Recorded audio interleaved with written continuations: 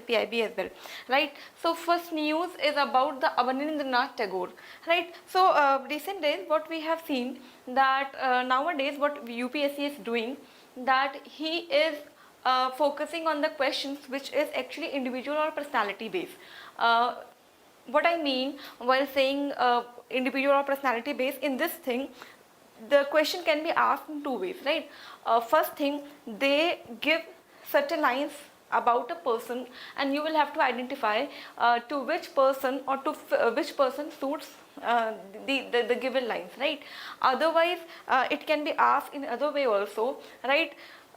Where they give you the name and then ask is this work associated with this personality or not. So in both ways the question is nowadays asking by the UPSC about the personality or about the individual basis, right? So for the first news is about the Abanindana Tagore. Actually on 7th of August the country has celebrated 150th birth anniversary about the Abanindana Tagore. Second important thing what UPSC is doing nowadays, the commission is not focusing on the very famous personality like Mahatma Gandhi, like Tilak, like Jawaharlal Nehru, right? So basically the commission is focusing on the person who is not in the limelight, right? But they have they had a very great contribution in the Indian national movement, right?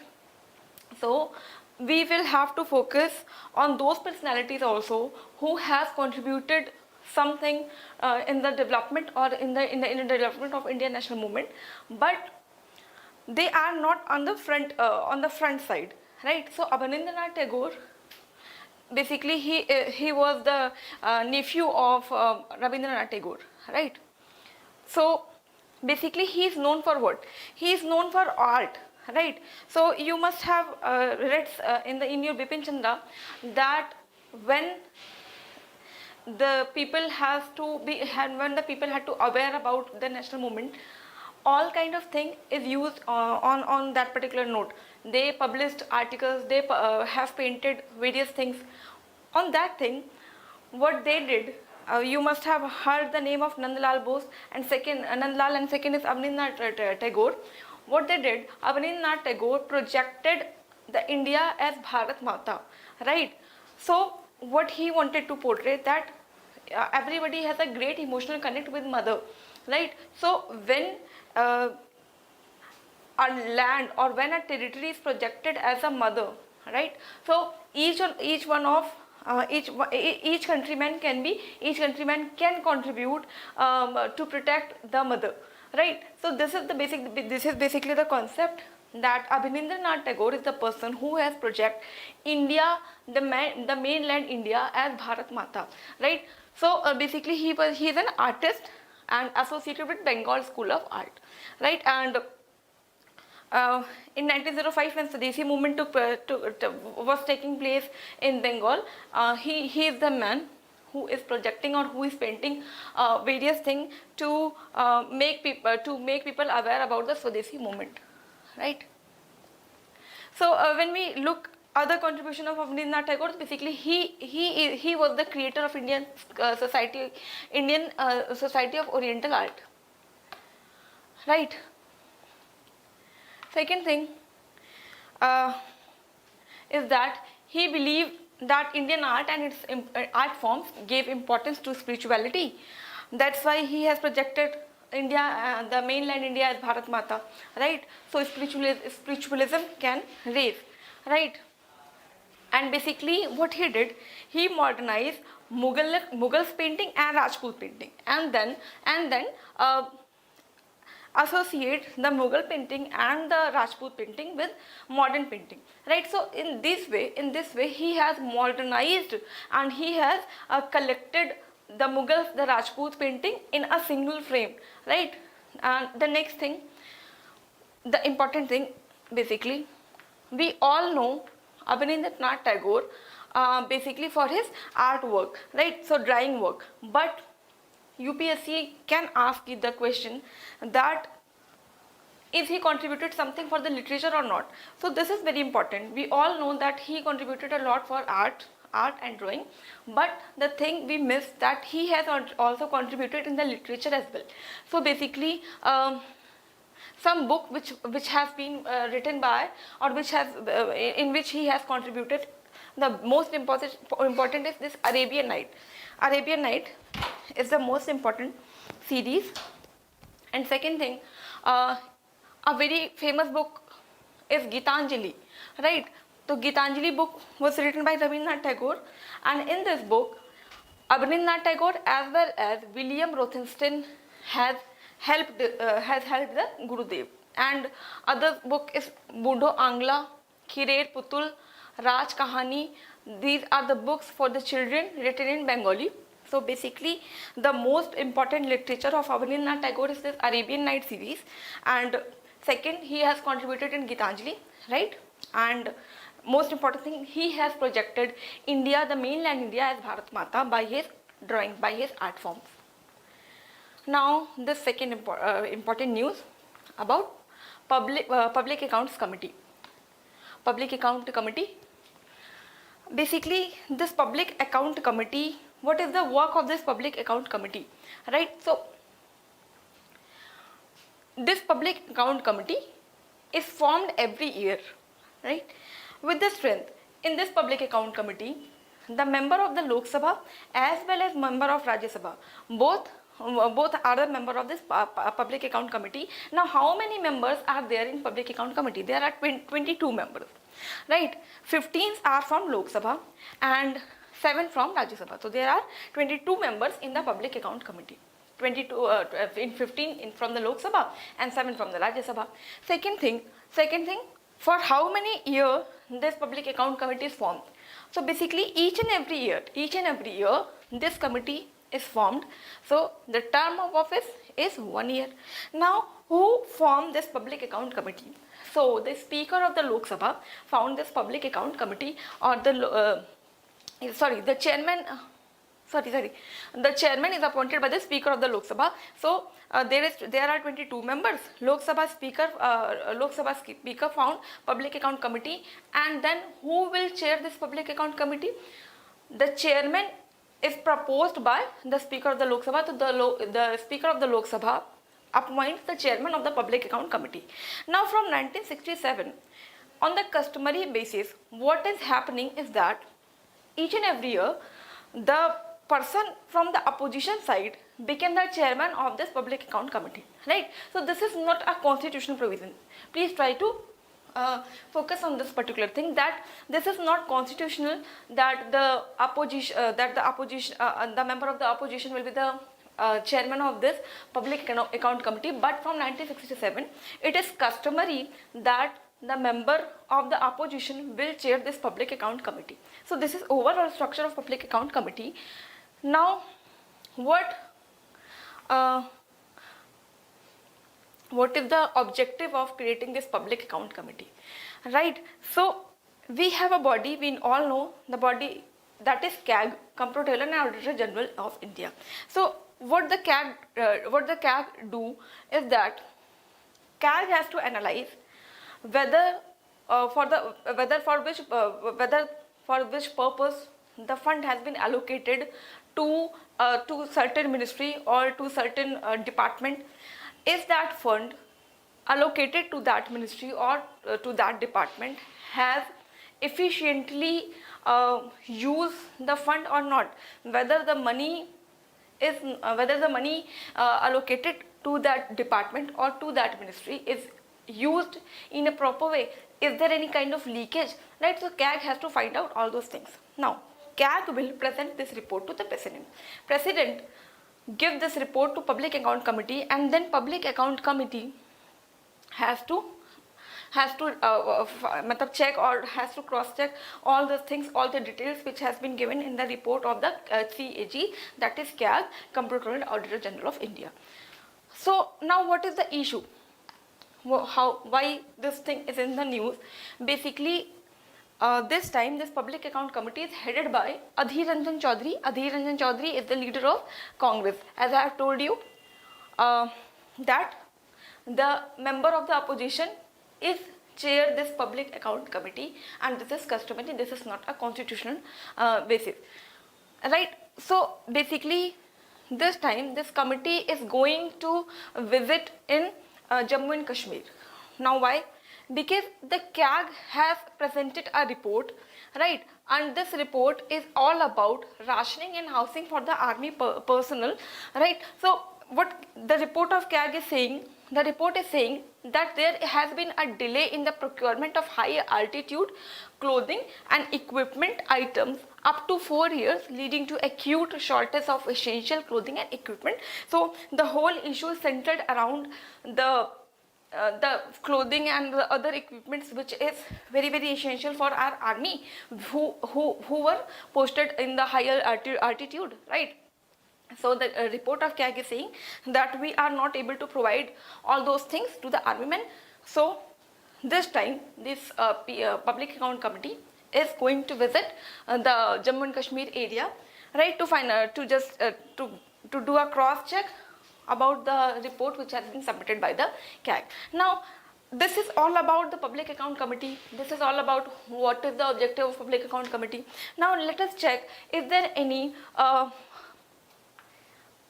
cons or is there any limitation of public account committee, right? So when in any democracy, when we say that is there any leakage of money or not, is there the money is utilized in a proper way or not. So first and foremost thing, money can be used in a proper way if the policy framed is up to the mark, right? So suppose in the UPSC examination, if we draft our goal in a proper way, then the chances of failure is very less. If we plan our day before, if we plan our day prior to the next day, then definitely we can fulfill all our dreams, isn't it? Same way, if the policy framed, if the policy is framed in a proper way, then the leakage of money can be, the probability of the leakage of money can be slowed down or can be slower. But the limitation is that public account committee can cross check the report of CAG, but it cannot cross check the policies, right, which has been framed by the parliament. Second thing, the role of public account committee comes when the leakage has been done, or when the problem or when the expenses has already been incurred, right? So this is not a proactive approach, but this is a reactive approach. Already the expenses has been done, the leakages has been done. Now the PSC is going to analyze how these things happened, right? So is this a reactive approach? No. So is this a reactive approach? Yes, this is a reactive approach, not proactive approach, which is the demand of current in this current situation. The demand is to have a proactive approach rather reactive approach. Third, the leakages or the loopholes are created on a daily basis. These things happening on a daily basis, but the PSC cannot intervene in a daily to daily matters. It can just analyze the report which has been submitted by the CAG. But if we want to just stop all those leakages, we have to go on a daily to daily basis. If on a daily basis the thing or the leakages is going to stop, then we can say the major leakage will never ever take place in our country, right? Second thing, this is only an executive body, right? This is only an executive body. It cannot issue an order. Only the parliament can take a final decision on its finding, right? So you can say it is a toothless body. It is a toothless body. It just can submit its report in parliament. Now the parliament has full say, full right whether or how to take the stringent action, or is this required to take action or not. So this is a toothless body, you can say. But in the democracy, all the things cannot, or all the bodies cannot be made like or to give the punishment to all, right? So basically public account committee is formed just to cross check, not to give the punishment, right? Now next important article. This important article is all about Central University, and this is basically an amendment bill, right? So the amendment is given in which article? Amendment is given what is the procedure to amend the Indian Constitution. Suppose you will have to insert a comma, even a comma in the Indian Constitution, you have to follow all the procedure which has been given in article number 368. So amendment doesn't mean to insert something. If you want to remove something from the Constitution of India, you have to follow the same procedure that is mentioned in article number 368.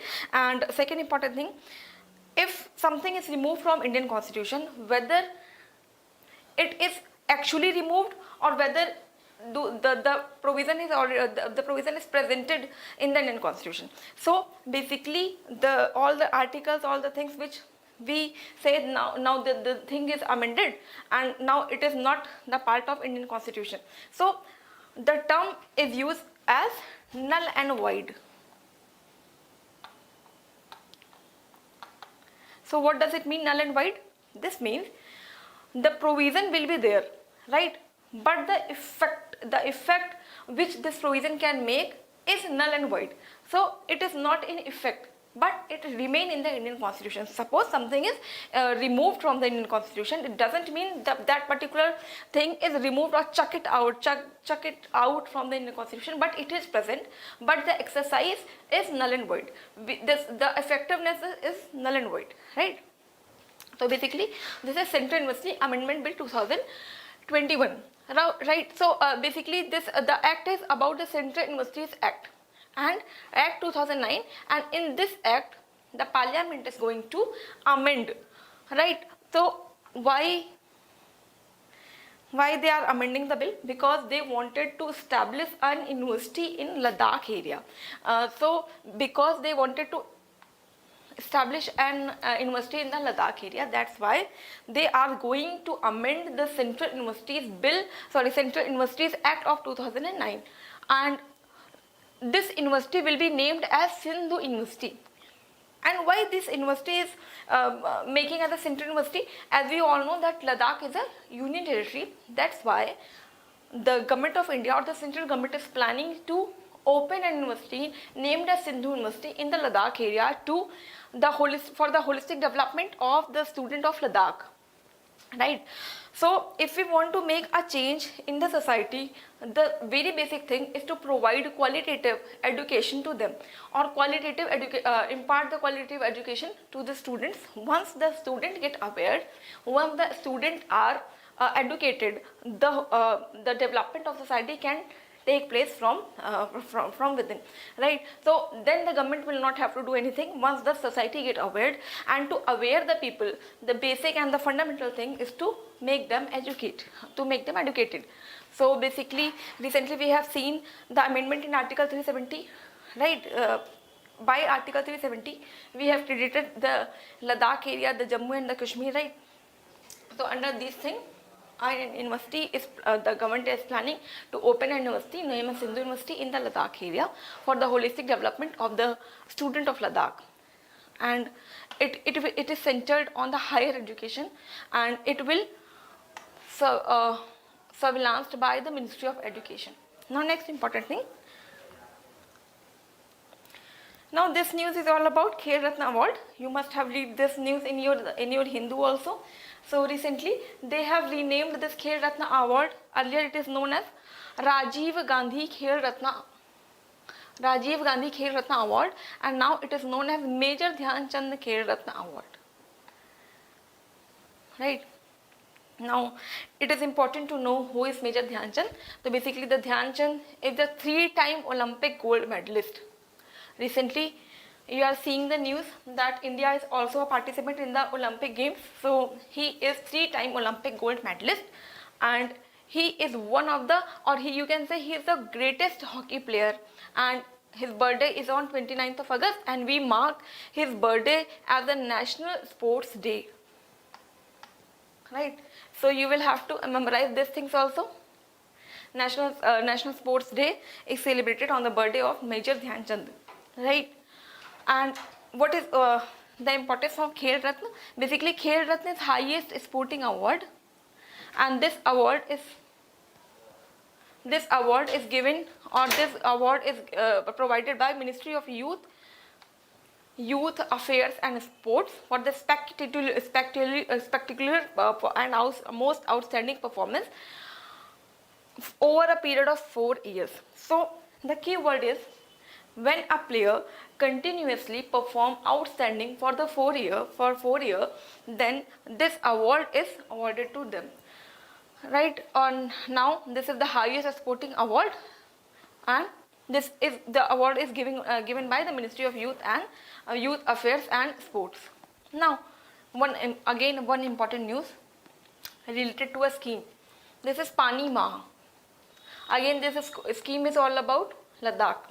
So the UT Ladakh is celebrating a Mah. Mah means campaign, a month-long campaign, right? So what is the objective of this kind of a scheme? So if you want to implement a scheme in a proper way, right? If you want the scheme run in a proper manner, then the most important thing is the participation of people, right? You cannot make a reform from the top. You need top and bottom approach both. So from bottom approach, you need the participation of the people.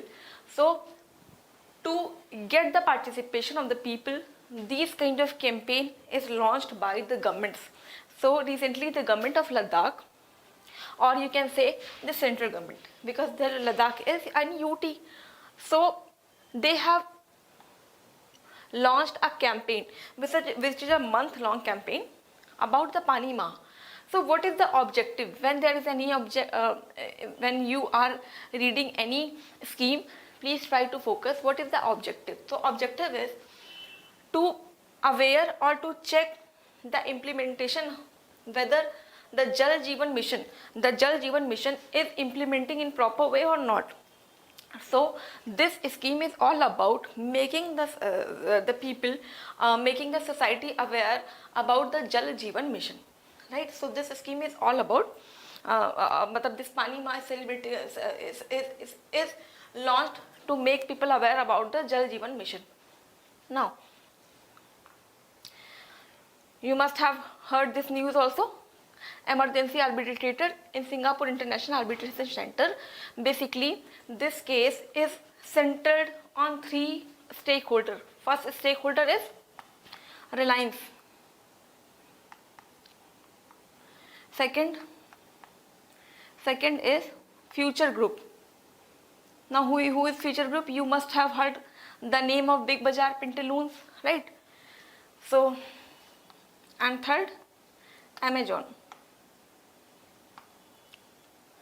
Basically, this arbitration is all about these 3 stakeholders, right? So recently a verdict has been given by the Supreme Court of India, which fulfills the objective of Amazon, or Amazon wins the case. So what is the case?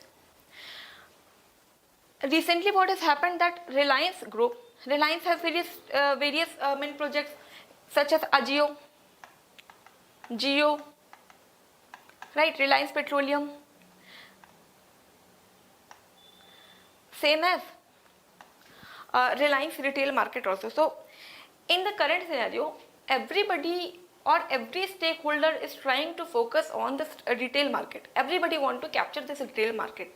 So recently what has happened, that Reliance Group wanted to make an agreement with the Future Group. All the things have been finalized between the Future Group and the Reliance Group, because Reliance Group wanted to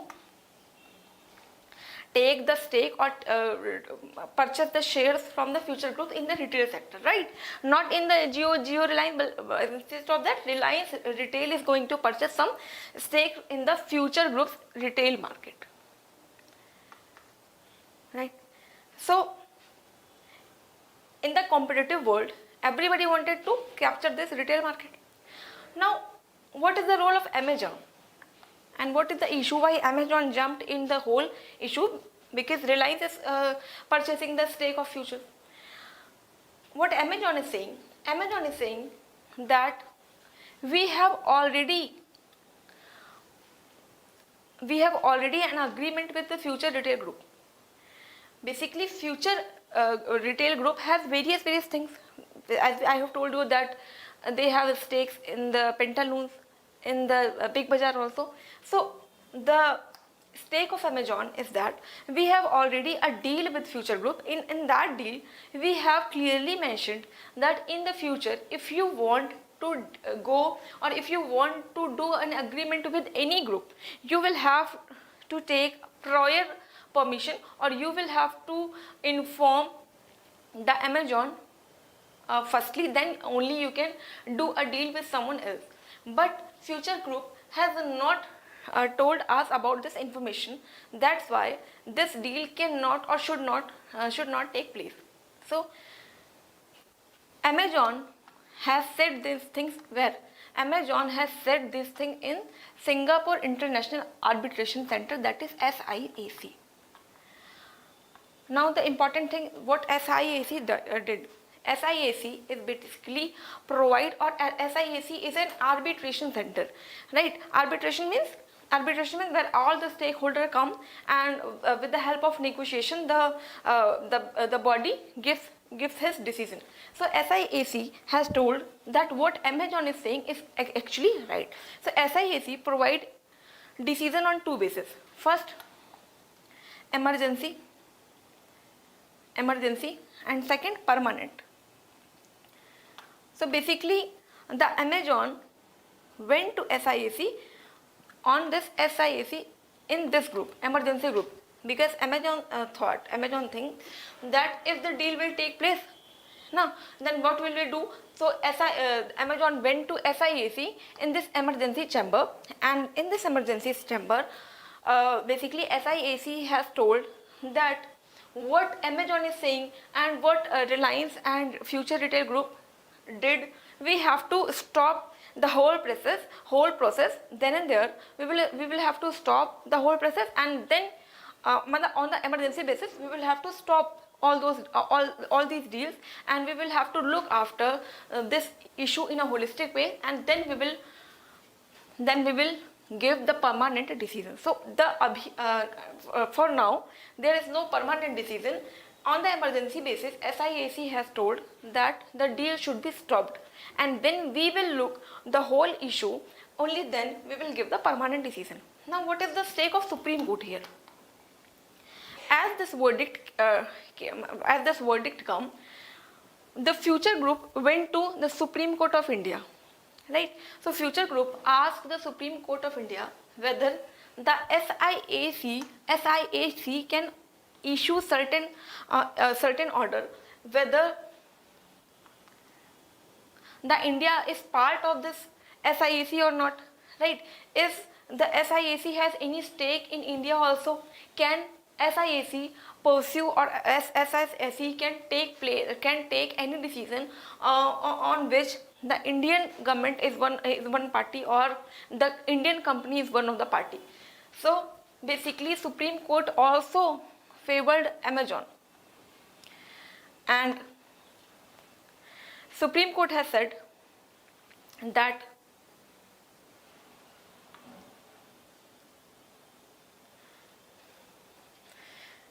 the order which has been given by this SIAC should be considered as interim order, and Supreme Court has said that yes, SIAC can take or can act as an arbitration body in the whole matter, right? So Supreme Court has basically favored, and yes, Supreme Court has also not given any permanent order. The Supreme Court also said that yes, we will have to look the issue in a holistic way, and then we will give any permanent order. And basically what the stake of Future Group and what is the stake of Reliance, we will have to stop it then and there, and we will look the whole issue. Once the whole issue will get resolved, only then these deals or these agreement will take place. So this is all about this issue, right? So that's all for today's news. Tomorrow we will meet with some other more news. Till then, keep reading and keep studying. Thank you so much, guys. Thank you.